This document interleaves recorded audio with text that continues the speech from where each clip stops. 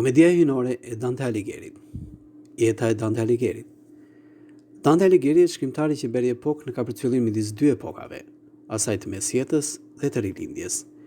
Dante lindi në Firenze në vitin 1265. Poeti rritet nga një fis i vjetër obortarësh që në kohën e tij I kishte humbur tiparet feudale. Babai I tij ishte jurist. Dante fitoi kulturën që mësoi në shkollën e mesjetës, por këtë ai quante të varfër dhe synonte ta plotësonte me studimet e gjuhës frenge dhe provansale, pse kjo do t'i jepte mundësinë të njihte veprat më të mira të letërsisë së huaj. Por krahas poetëve të mesjetës, Dante kur ishte I ri studioi me vëmendje edhe poetët antik e në radhë parë Virgjilin, të cilin e zgjodhi, siç thot ai, udhëheqës dhe mësues. Dante filloi të shkruaj herët vargje, që 15 vjeç pati hartuar shumë vjersha lirike me përmbajtje dashurie. Kur ishte 18 vjeç, dashuroi Beatricen, vajzën e fiorentinit Folco Portinari që ishte mik I babait Dantes. Dashurinë për Beatricen Dante do ta plotësoj me veprën poetike Jeta e re. Jeta e Dantes. Edhe pse ishte ende e ri, ai merr pjesë aktive në jetën politike të Firencës. Në fillim mori pjesë në anën e Guelfe kundër Gibelinëve. Pas fraksionit të Partisë së Guelfe, u bashkua me të bardhët e luftoi me vetësmëri kundër papatit. Kur të zinë të mundur nga të bardhët, pa Bonifacit e thirrri në ndihmë princin Frank Carl Valois, që hyri në Firenze në nëntor të vitit 1301 dhe dënoi aktivistët e Partisë së të Bardhëve, duke I akuzuar ata për faje të ndryshme. Në janar të vitit 1302 akuzat bien edhe mbi Danten. Ky lë Firencen dhe shkon në qytete të tjera të Italisë. Fillon për të periudha gjatë e mërgimit. Në këto kushtet e poeti gjithnjë më tepër forcohet bindja se vetëm pushteti perandorak mund ta qetësojë dhe ta bashkojë Italinë, duke shembur shtetin e papës kaq shumë të urryer prej tij. Shpresën për realizimin e këtij programi Dante ja kishte te perandori gjerman Henriku I 7. Por kur Henriku I 7 vdes në vitin 1313, ëndrat politike të poetit u bën cop. Vetëm ëndra për të kthyer në vendin e lindjes në Firenze mban gjallë shkëndimin e dashurisë për jetën.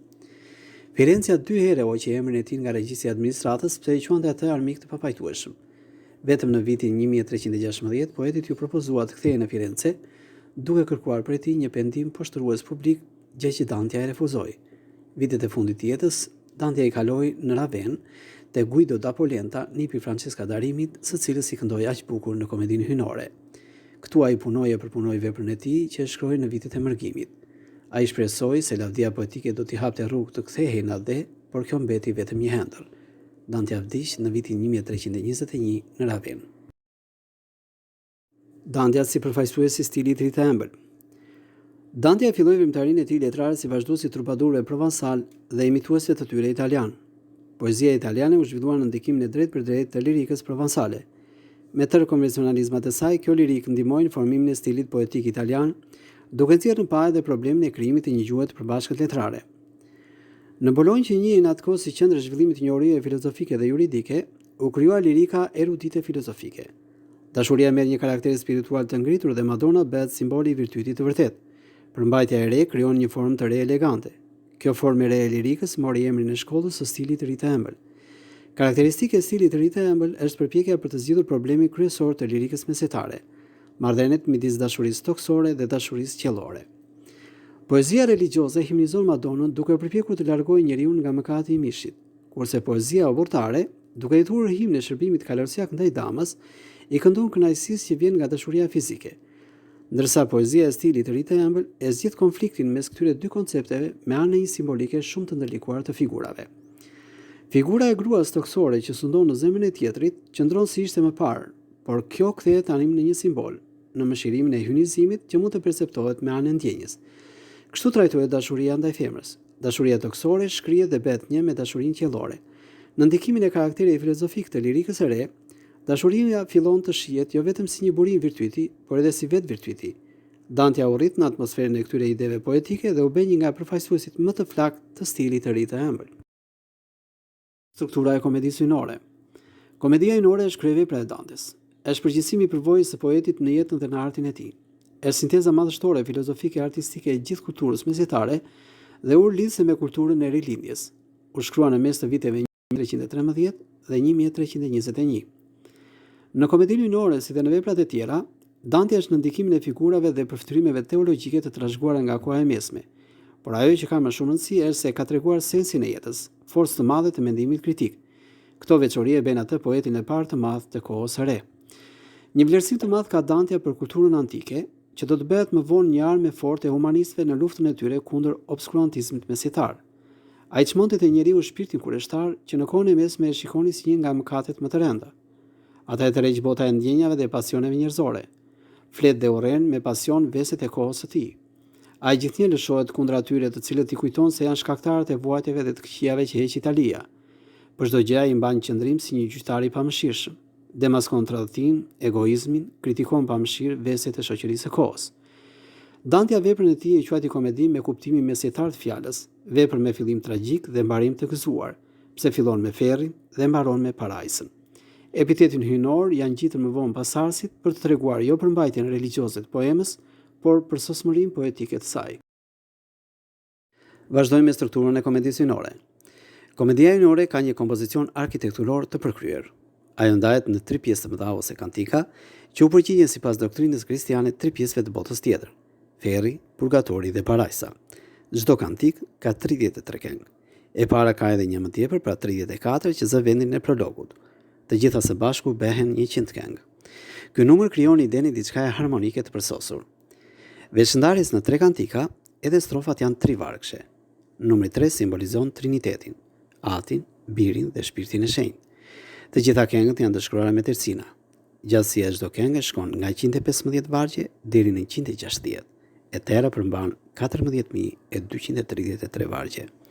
Dante nis udhëtimin e tij në 18 prill në pranverë. Udhëtimi zgjati 7 ditë. Po kaq ditë ju deshë Zotit për të krijuar botën. Sipas poemeve të vetë autorit, poema ka 2 kuptime: kuptimin e drejtë për drejtë dhe kuptimin alegorik. I pari është ta paraqes fatin e njerëzve pas vdekjes së tyre, ndërsa kuptimi i dytë është të tregojnë dëshkimet ose të mirat që meriton njeriu për veprimet e tij. Qëllimi kryesor i poetit, dhe këtu qëndron kuptimi moral i tij, është të largojë njeriu nga e keqja dhe ta drejtojë atë tek e mira. Dante në komedinë hyjnore na rrëfen një udhtim fantastik që ai bën në botën tjetër.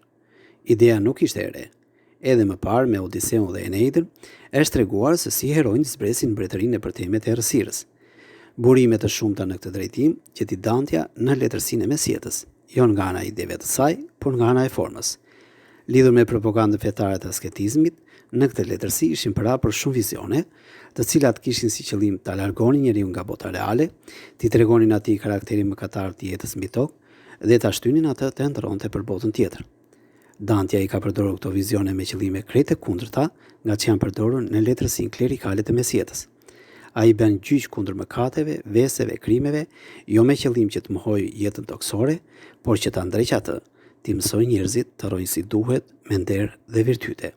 Të gjitha këto veti e lidhin komedinë hyjnore me idetë e rilindjes, karakteristikë kryesore së cilës është interesi i madh ndaj botës toksore dhe njeriut. Arkitektura e botës së përtejme. Ferri dantes ka formën e një koni që zbret me majën e tij drejt qendrës së tokës. Ky kon ndahet në 9 rrath, të cilët ngushtohen sa më shumë i afrohen qendrës. Këta rrath ndahen gjithashtu në gropa ose bolqe. Shpirtat e mëkatarëve vuajnë në këta 9 rrath dhe sa më i rëndësh mëkati, aq më poshtë dhe më i ngushtë është rrethi ku banojnë mëkatarët. Tamam në qendrën e tokës, aty ku mbaron mbretëria e vuajtjeve, qëndron sundimtari i ferrit, Luciferi. Me tregojet e tij ai shqyen 3 tradhtarët e mëdhenj: Judën, Brutin dhe Kasin. O sa u trondita thellë, kur pash me sy se 3 fytyrat në atë kohë kishin radhidh. Ajo përballë në të kuqit duke ngjye. Juda, të cilën legjenda kristiane e mban si krye tradhtar, dënohet më keq se të tjerët. Ai shpirt atje që ma për të merë ndëshkohet, është Juda Iskariot, më tha mësuesi atëherë. Kryet mbrend në gojë e jashtë më kam tërbohet. Ferri nëpërmjet një shtegu të ngushtë bashkohet me gjysmësferën tjetër të tokës, që përfitojnë nga bashkombësit e Dantes si e pabanuar dhe mbuluar me ujë. Nga ana tjetër ngrihet një mal, pjesa e sipërme të cilit është ngërthyer nga 7 rradh. Aty është vendosur purgatori. Në çdo rreth pastrohet një nga 7 mëkatet njerëzore. Kështu kur shpirti ngjitet në rrethin e fundit, i ka larë të gjitha gjunahet. Pasi i ka përshkuar rrugën e gjatë nëpër tokë, shpirti shkëputet dhe ngjitet në të 9 sferat qiellore që rrethojnë planetin tonë. Këtu ndodhet parajsa. Sa më lart është sfera qiellore, aq më të mirë e më të lumtur janë shpirtat që banojnë në të. Më në fund shpirti arrin në sferën e 10, në empir, ku më të lumturit gëzojnë dritën hyjnore. Këtu gjithçka është vetëm dritë, shkëlqim dhe harmoni. Udhëtimi i poetit në përtej botë. Udhëtimi fantastik i poetit në mbretërinë e Nën Tokës mund të jetë përfituar aty nga viti 1300, kur ai ishte 35 vjeç dhe kishte bërë gjysmën e rrugës së jetës. Papandeu ndodh në një pyll të errët. Në gjysmën e shtektimit të kësaj jete u gjeta në një pyll krejt errësi, se kishte humbur rrugën e vërtetë. Shikon përpara vetes një kodrin me majën e së cilës dielli kishte lëshuar rrezet e veta. Kur merrte ngjitet atje 3 egërsira, një panter, një luan dhe një ujkon ja presin rrugën. Nga kjo gjendje e vështirë shpëton poetin miku i papritur, poeti romak Virgjili, të cilin Dante e quan mësues dhe mjeshtër. Poeti kërkon ndihmë Virgjilit, duke treguar dashurinë dhe adhurimin që ka për të. O ti i gjithë poetëve dritë e nder, ndihmon pas dashurinë. Mësuesi im ti je, autori im. Ti je vetëm një nga i cili nxora të bukurin stil që më ka dhënë dorin. Dante me gojën e Virgjilit paralajmëron ardhin e një shpëtimtari për Italinë dhe njerëzimin, i cili do të bashkojë vendin e coptuar dhe do të pastrojë njerëzit nga mëkatet dhe veset.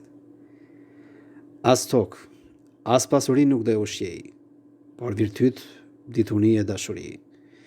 Virgjili e fton Dante, në të cilin e shpëtoi nga 3 egërsirat dhe nga pylli i errët, nga mëkatet dhe jeta mëkatare, të shkojë pas për t'i treguar ferrin. Klithje kur të dëgjosh që fusin të merr, shpirtnat që vuajnë me shekuj ke për të vrejt, që vdekjen e kërkojnë për të dytun herë. Dhe pastaj purgatorin. Do të shosh dhe të tjerë të kënaqur krejt në sjarr, sepse shpresojnë prap me u bashkuohe herët avon me ata që janë ndërqejt. Virgjili në kohën e mesme mbaj si mësues i urtësisë dhe paralajmërues i kristianizmit, sipas interpretimit kristian të eklogës 4 të bukolikëve. Dhe Dante nuk mund të gjente udhëheqës më të mirë se ky për ferrin dhe purgatorin. Por se dyert e parajsës janë të mbyllura për të. Pse ai ishte pagan, nuk ishte pagëzuar i krishterë. Në parajsë Dante do ta udhëheqë Beatricia, simboli i pastërtisë dhe i urtësisë qiellore. Udhëtimi i poetit në përtej botë. Dante duke shkruar nga pas Virgjilit, arrin te porta e ferrit dhe tmerrohet kur shikon ç'ishte shkruar mbi të. Këndej kalohet në qytet të mjerimit. O ju që hyni brend, keni mbarue. Virgjili jep guxim Dantes që është friksuar pastaj hyn. Ky është ajati i ferrit, ku ndodhen shpirtrat e atyre që s'kan bërë as mirë as keq. Aty të fshame, klithje, gjama, vaj, në pararit pa hyrë për herë kumbonin, sa unë që në fillim nisa të qaj. Nga të merri thash, ç'po ndi o mësuesi ndjer? Ç'janë këta që i pas ka gjetë ky hallizi? E ai mu gjegj. Në këtë gjendje kaq të mirë, gjithë shpirtnat e fatzezve janë ngujue, që jetën çuan pa faj edhe pa vlerë. Me kritikën që i bën për tatësisë dhe indiferentizmit, Dante përkrah idenë se njeriu në jetë duhet të udhëhiqet nga qëllime dhe ideale, se duhet të ketë pasione dhe puls. Këta njerëz që nuk morën pjesë në asnjë parti, që s'kan vepruar kurrë në jetën e tyre, ata që u hoqën me njan, poeti përbuz më shumë se armiqtë e tij politik dhe mëkatarët më të tërbuar. Për këta njerëz as në ferr nuk ka vend, prandaj qëndrojnë në hayat. Predikimi i punës, i veprimtarisë, si domosdoshmëri kategorike për jetën e njeriut, e bën Dante njeri të kohës së re, paralajmëruesin e rilindjes që po tërkiste në dyert e mesjetës. Radhët e ferrit, rrethi i parë. Në rrethin e parë të ferrit Dante shikon shkrimtarët e mëdhenj të botës së lashtë. Këta kanë qenë pagan të papagëzuar, prandaj poeti nuk i ka vënë në parajs, por nga që kanë merita dhe ka mësuar prej tyre, nuk i ka vënë as edhe të vuajnë. U ka caktuar një vend në një rreth të veçantë që quhet limb, ku nuk ka tortura. Dante përmend me krenari se Virgjili e futi atë në rrethin e poetëve të mëdhenj të lashtësisë, Homerit, Horacit dhe Ovidit. Rrethi i dytë, mëkatarët e pasionit. Në fillim të rrethit të dytë gjendet gjykatësi i mbretërisë së Nëndheut, Minosi, i cili u cakton vendin në ferr mëkatarëve. Në rrethin e dytë poeti takon shpirtrat e atyre që kanë rënë në mëkatin e mishit dhe të pasionit. Ashtu siç ishin përsëgjallit të mbërthyer nga vrulli i pasioneve, ashtu edhe këtu shpirtrat e tyre i përplas pa pushim stuhia e tërbuar. Para syve të poetit kalojnë me radhë figurat e mëkatarëve të njohur që ranë në mëkatin e shisave, Semiramida, Didona, Kleopatra, Helena, Paridi, Tristani e të tjerë. Këtu në këtë rreth ne shohim një ngjarje interesante që i dha mundësinë Dantes të krijojë një nga skenat më të bukura të poemës së tij. Dy hije, ajo e Francesca Darimit dhe të dashurit të saj Paolo Malatesës, ndahen nga grupi të tjerëve. Dante kërkon të flasë me ta, prandaj i lutet Virgjilit që t'i ftojë. Kur në anën tonë i sua dhe fort aer, u lëshova zë, o shpirtna të ngashëruem, në mos ju pengofshim eni këtu njerë. Mëkatarët e pasionit. Ata shkëputen nga qeta Didonës zemërval dhe u afrohen poetëve. Pastaj Francesca zë tregon historinë e dashurisë së saj. Ajo patre në dashuri me kunatin e saj Paolo Malatestën. Si pas fjalëve të Boccaccios, Francesca dhe Paolo vran nga burri xheloz i Franceskës, Giangiotto Malatesta. Dashnia mbi një altar na bani fli, në kaj në rafta i që na la pa jetë. Këto fjalë ndërvesh në herdhën atë e shti. Në këtë këngë që është një nga më të bukurat e komedisë hyjnore, shohim qëndrimin e dy fish të poetit ndaj fatit Franceskës dhe Paulos. Nga njëra anë Dante ai dënon këta të dy duke i vendosur në ferr, nga ana tjetër ai ndjen dhimbje dhe mëshirë për ta kur flet. Pastaj kështu drejt tyre tu e u prir, u thash: Francesk, këto vuajtje e këto rënkime po mbajnë me qatë të trishtuem, plot mëshirë. Nga njëra anë ne kemi mendimtarin që mundohet të ruaj principet e botkuptimit mesjetar, nga ana tjetër kemi poetin, shpirtin e ndjeshëm që futet në shpirtin e tjetrit. Kemi njeriun që kupton forcën dhe bukurinë e pasioneve, ligjet e natyrës, njeriun e kohës së re. Poeti i shfaqson, i fal ata dhe jo vetëm, por ngjallte lexuesit dhe simpatin ndaj tyre, edhe pse botkuptimi i epokës u vuri damkën e fajit dhe i dënoi ata në ferr. Në rrethin e tretë Dante shikon Gryksit. Në rrethin e katërt janë kopratët e dorëlëshuarit që i grinin dhe shahen me njëri tjetrin. Këtu ndodhen edhe papët dhe kardinalet mëkatar. Në rrethin e 5 ndodhen ata që e patën gojën dhe shpirtin e keq i dhunakët. Në rrethin e 6 janë dënuar heretikët, njerëzit e pafe. Në të 7 gjenden shpirtrat e atyre që vetvritin. Në rrethin e 8 ndëshkohet gënjeshtra. Rrethi i 9. Rrethi i 9 që është milla tashme është caktuar për mëkatarët më të tmerrshëm. Vet poeti i thret muzat në ndihmë për të rrëfyer këtë pjesë të ferrit ku vojnë tortura të tmerrshme tradhtarët. Epoka e ashpër e luftrave politike nuk njihte krime të madhe se tradhtin, prandaj Dante, që mori pjesë aktive në luftën e partive, i ka futur tradhtarët në rrethin më të tmerrshëm. Fantazia e ndezur e poetit ka shpikur vuajtje dhe mundime të padëgjuara për ta. Në një grop poeti sheh se si kontu Ugolini bren me dhem kokën e kryepeshkopit Ruggero. Dante a kryepeshkopi Ruggero e quan si një nga tradhtarët më të mëdhenj, pse ky, duke u hequr si mik i kontit Ugolin, thuri pas krave të tij intriga dhe rrëzoi kontin Ugolin nga pushteti. Edhe kont Ugolini quhet tradhtar sepse që të mos lejonte shpartallimin e Pizës nga ana e koalicionit Guelf, u dorëzoi atyre 3 kështjella. Ai i tregon poetit historinë e dhimbshme të fatit të pinjollëve të tij. Dante i shoqëruar nga Virgjili, pasi kanë vizituar krejt ferrin përmes një shteku të ngushtë të nëndeshëm, dalin në sipërfaqen e tokës, ku për të parë herë pas kaq kohësh shohin rrezet e dritës. Ferri, pjesa më njerëzore e komedisë hyjnore. Ferri i Dantes është një botë e pasur në ngjarje, në ide dhe në ndjenja. Aty kryqëzohen njohuritë më të ndryshme shkencore, fetare, mitologjike dhe të gjitha këto gjejnë në penën e poetit forcën aktorizuese, rifreskohen dhe marrin jetë. Në këtë botë të vdekurish Dante ka dhënë më tepër jetë se sa në 2 botët e tjera. Sa melankoli ka në pyllin ku ndodhen vetvrasit, në atë pyll të zhveshur nga gjelbërimi, sa prekës është Bruno Latini kur i let Dante si amanet veprën e tij. Si qesh e vezullon nga drita kopshti mëkateve kur dëgjon rrëfimin prekës të Franceskës. Sa tragjike është Ugolini, i cili dënuar të vdes nga uria shikon në fytyrat e fëmijëve, dhe Anselmuçi që e pyet: "Ç'ke?" Dhe Gado që i thot: "Pse s'më ndihmon?" Këto janë skena unike të poezisë italiane. Këtu çdo gjë është natyrale, madhërishme, kolosale. Dhe mes kësaj bote që zien nga ndjenjat dhe pasionet, ecën Dantja, më infernali, më i gjalli nga të gjithë. I mëshirshëm, i sjellshëm, i ashpër, sarkastik, hakmarrës, sipas rastit. Dante është njeri që ka kult shkencën dhe lavdin. Ai i adhuron njerëzit e mëdhenj edhe kur këta janë mëkatar, por jo të poshtë, tradhtar, kriminal dhe shpifarak. S'ka fjalë në fjerrin e Dantes që të jetë e tepërt, që të mos jetë si një gur i skalitur i vënë në vendin e vet e që s'mund ta luash. Çdo gjë është e menduar kaq bukur. Idet janë koncize dhe të lidhura me njëra tjetrën, figurat, situatat kaq elokuente, sa të gjitha këto formojnë një ansambël të përsosur artistik. Dante është poeti i sintezës, i përgjithësimit. Në çdo mëkat, në çdo ndëshkim ai gjen një kuptim të thellë filozofik dhe etik. Poeti përzien mitologjinë, filozofinë, shkencën, teologjinë, dhe nga tërë ky material skalit njerëz të gjallë. Mendimin e fantazisë, të vizioneve të tij, poeti është përpjekur të hyjë thellë në kuptimin e çdo veprimi njerëzor. Në gropën e tradhtarëve, poeti ka treguar se si njeriu kafsh, në momentin që ka kryer aktin më të keq, tradhtin, bëhet haku, simboli i zemrës së tyre të ftohtë, të pandjeshme dhe të çnjerëzore. Purgatori dhe parajsa. Pasi dalin jashtë, Virgjili dhe Dante kalojnë në hemisferën tjetër ku ndodhet purgatori. Ky ka formën e një mali që ndahet në 7 radh. Këtu ndodhen shpirtat e atyre që lajnë mëkatet duke u penduar e duke kaluar nga njëri rreth në tjetrin derisa dalin nga purgatori dhe fluturojnë në qiell. Në ballin e poetit, engjëlli ka shkruar 7 herë shkronjën P. shkronja me cilën fillon fjala latine paccatum, mëkati. Nga një rreth në tjetrin zhduket nga një shkronjë në ballin e poetit dhe kur i kalon të 7 rrathët, bien të gjitha shkronjat, duke paraqitur kështu në mënyrë simbolike procesin e pastrimit nga mëkatet. Edhe në Purgator Dante ne shoqëron Virgjili, por në dyert e parajsës ai zhduket. Këtu mbaron roli i tij. Në parajsën qiellore Virgjili si pagan nuk mund të jetë udhëheqës.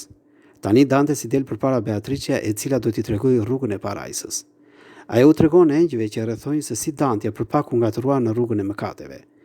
Kur ishte gjallë, ajo e çoi atë në rrugën e së vërtetës, por kur ajo e braktisi jetën në tokë, ai nuk eci më në gjurmët e saj, por e shturi veten në gasje. Asaj i mbeti vetëm një mjet për ta shpëtuar Danten nga mëkatet. Ti tregoi atij të merret e ferrit. Ajo tregon se si i dërgoi Virgjilin për ta nxjerrë nga pylli i errët, ku poeti kishte humbur rrugën. Beatricia ngjitet lart e pas saj edhe poeti. Ata kalojnë në të 9 sferat qiellore dhe arrin në empir ku ndodhet Perëndia. Këtu ka vetëm dritë dhe shkëlqim, paqe dhe dashuri. Idetë e poemës. Qëllimi i poemës Komedia Hyjnore nuk është të tregojë se si do të jetojnë njerëzit pas vdekjes, edhe pse Dante e beson këtë gjë, por të tregojë se si duhet të jetojnë ata kur janë gjallë. Poeti bën gjyq kundër mëkateve, veseve dhe krimit njerëzore, jo të mohojë jetën reale mbi tokë, por ta ndreqë atë, t'i tregojë njeriu të rrugën e virtytit dhe të mirësisë. Idenë se njeriu çdo të keqe paguan në ferr, Dante e ka ngjeshur me kuptimin moral dhe politik që shfaqet në poem përmes simboleve dhe alegorive. Dante glorifikon iniciativën, aksionin. Është kuptim plot fakti që poeti i ka vënë indiferentët, njerëzit pa vullnet, pa personalitet, më poshtë se mëkatarët më të këqij. Këto krijesa pasive, pa kuptim, i kanë fryzuar poetit për buzjen. Pikpamjet filozofike morale të Dantes janë të lidhura ngushtë me pikpamjet politike të tij dhe kjo zbulohet nëpërmjet alegorive dhe simboleve kristiane. Kështu pylli i errët në planin moral filozofik simbolizon jetën plot mëkate të njerëzve. Tri egërsirat simbolizojnë 3 mëkate që humbasin njeriu: luani krenarin, ujkonja lakmin dhe pantera e efshet. Virgjili që shpëton poetin nga 3 egërsirat, 3 mëkatet, simbolizon urtësinë toksore, shkencën, filozofinë. Beatricia simbolizon urtësinë qiellore, teologjinë. Simbolike janë edhe dënimet që poeti u jep mëkatarëve. Tiranet i ka futur në gjak të përvëluar. Fajdegjint kanë të varura në zverk të rasta të rënda. Hipokritët janë të veshur me mantelet e neqe të lyera përsipër me ar. Tradhtarët janë futur gjë në gryk në liçenin e ngrirë Koçito për të treguar zemrën e tyre të ftohtë. Me të tilla alegori janë të mbushura purgatori dhe parajsa. Krahas kuptimit moral filozofik të alegorive dhe simboleve, të gjitha figurat dhe situatat e komedisë hyjnore kanë edhe kuptim politik. Kështu pylli i errët simbolizon anarkinë, që ishte në atë kohë në Itali. Virgjili, i cili në veprën e tij Eneida i këndonte perandorisë romake, simbolizon idenë gibeliane të monarkisë botërore, që sipas Dantes mund të vendoste paqe në botë. Udhimi i poetit në ferr simbolizon procesin e zgjimit të vetdijes së njeriut në ndikimin e urtësisë toksore të filozofisë. Por për të gëzuar të mirat e parajsës, sipas poetit, nuk mjafton urtësia toksore, por duhet edhe urtësia qiellore, teologjia, që simbolizohet nga Beatricia.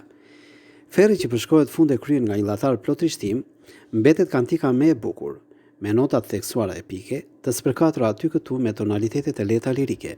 Kjo është kantika më njerëzore sepse vetë ngjarjet e figurat janë njerëzore. Në pjesën e dytë, në Purgator, zhduket llataria dhe mbetet vetëm trishtimi, melankolia. Plasticiteti i figurave fillon të humbas. Jeta reale fillon të bëhet ëndër, pikturë, simbol. Tërë kjo kantik përshkruhet nga nota të theksuara elegjake. Kantika e tretë, Parajsa, është kënga e fitores dhe Ares.